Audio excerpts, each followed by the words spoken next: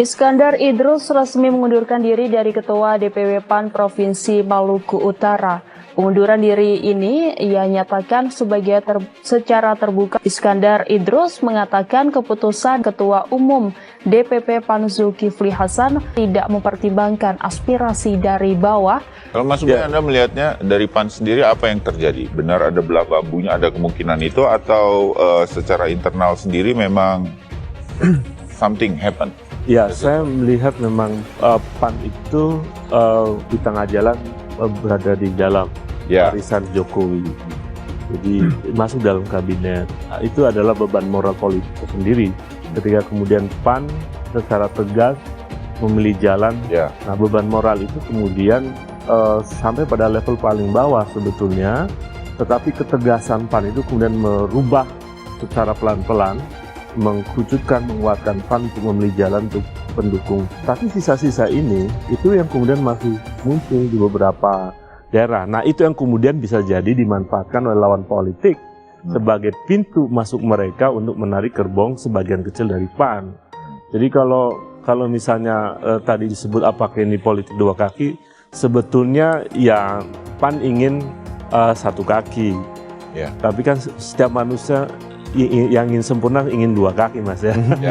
Karena kalau satunya kaki seimbang gitu. Setuju.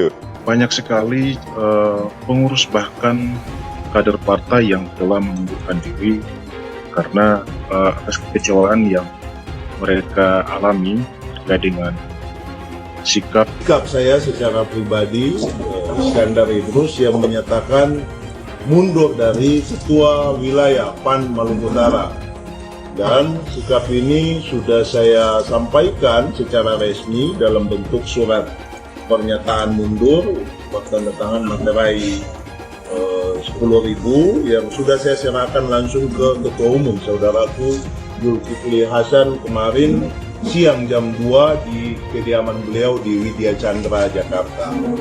Tentu ada beberapa alasan yang menurut saya itu cukup mendasar dan sangat prinsip. Saya sebagai mantan ketua wilayah yang menjadi pimpinan di DPW PAN, saya menganggap bahwa dalam kepemimpinan itu adalah bagian dari amanah, dan amanah itu adalah tanggung jawab, dan dalam rangka melaksanakan tanggung jawab itu kita secara pribadi harus punya prinsip-prinsip. Dan kemunduran saya berkaitan dengan prinsip-prinsip dan saya anggap itu tidak bisa dikompromikan. Nah, hubungannya dengan itu teman-teman sekalian menyangkut dengan keputusan DPP. Setelah terjadi eskalasi konflik di internal PAN, ini menghangat di internal PAN dan juga sudah ada surat terbuka yang beredar mengatasnamakan kader PAN. Jadi saya cukup surprise lah ada. Anda merasa surprise dengan adanya surat terbuka tersebut? Ya, dan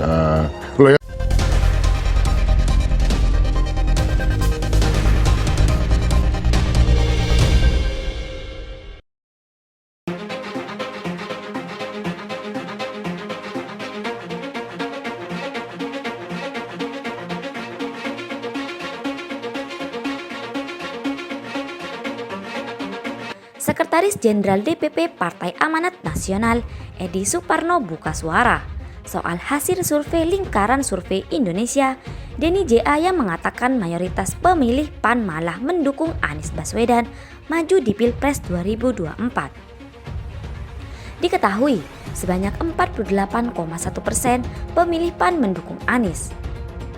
Menanggapi itu, Edi menjelaskan pada dasarnya nama Anies memang sempat masuk sebagai kandidat calon presiden dan calon wakil presiden dalam Rakernas PAN 2022. Sesungguhnya begini, di dalam Rakernas PAN 2022 kita umumkan 9 nama capres dan cawapres kita. Kita sebut sebagai calon pemimpin bangsa 2024. Mas Anies Baswedan ada di sana, kata Edi kepada wartawan. Dikatakan Edi sejak saat itu terjadi perkembangan di internal PAN seperti komunikasi yang intensif dengan Ganjar Pranowo hingga Airlangga Hartarto yang merupakan rekan koalisi di Koalisi Indonesia Bersatu atau KIB. Dinamika politik yang dijalankan PAN membuat nama Anies tersisihkan. Memang ada perkembangan yang akhir-akhir ini terlihat intensif dengan Pak Erick Thohir. Intensif bicara dengan Pak Ganjar, dengan Pak Prabowo, apalagi dengan Pak Herlangga. Kan kita dalam satu koalisi KIB, ujar anggota DPR tersebut. Meski demikian, Edi menyebut pihaknya sampai saat ini tetap terbuka dengan opsi-opsi nama capres maupun cawapres yang diusung partai politik lain. Ia meyakini siapapun yang maju pada Pilpres 2024 merupakan sosok yang terbaik bagi kemajuan bangsa Indonesia. Jadi saat ini kita terbuka untuk semua putra bangsa yang terbaik yang ingin maju, jelas Edi. Adapun status Anies saat ini merupakan bakal capres yang didukung poros koalisi perubahan untuk persatuan. Poros pendukung Anies itu diinisiasi Nasdem, Demokrat, dan PKS. Sebelumnya, peneliti Lingkaran Survei Indonesia Denny J.A. Ardian Sopa mengatakan, mayoritas pemilih dari PAN memilih Anies untuk maju sebagai bakal calon presiden pada Pilpres 2024. Hal itu disampaikan Ardian saat memaparkan hasil survei LSI Denny J.A. terkait pertarungan Pilpres 2024. Survei digelar selama periode 3-14 Mei 2023 dengan melibatkan 1.200 responden. Kata dia, mayoritas pemilih dari PAN mendukung Anies Baswedan dengan 48,1% suara. Disusul Ganjar Pranowo 28,3% dan Prabowo Subianto 23,3%. Sama juga dengan pemilih dari PKS yang memberikan dukungan kepada Anies Baswedan sebanyak 60,7%, Prabowo 18,8% dan Ganjar 15,6%. Sementara untuk pemilih Partai Golkar lebih condong kepada Prabowo Subianto. Diketahui ada sebanyak 55,4% pemilih Golkar mendukung Prabowo untuk maju pada Pilpres 2024.